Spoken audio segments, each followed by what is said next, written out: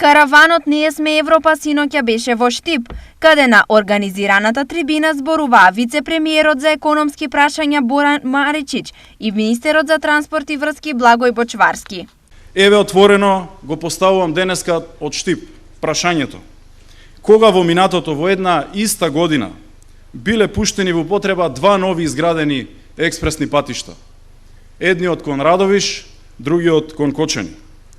Во истиот период ги рехабилитиравме и патниот правец кон Пробиштип, кон Лесновскиот манастир, кон Свети Николи Куманово, го рехабилитиравме и превојот Плетвар, рехабилитиравме неколку патни правци кои водат кон соседите, кон граничните премини Меджитлија, Ќафасан, Деве Баир, Блаце, а градиме и нов пат кон Прилеп и кон Крива Паланка. Вице-премиерот за европски прашања изнесе дека сега во моментов во Македонија се градат по 5,3 километри автопати годишно, но со влез во Европската Унија ќе се градат по 23. Нашите патни коридори денеска се не раскинлив дел од патната мрежа на Европската Унија.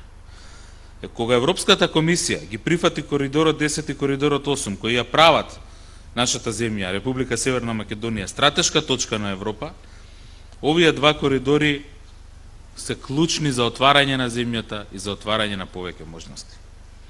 Европската Унија прифати дека вложувањето во развојот на мрежата коридори во нашиот регион, во Западен Балкан, е од суштинска важност за развојот на цела Европска Унија. Градејќи патишта во нашата држава, ние градиме патишта за цела Европа.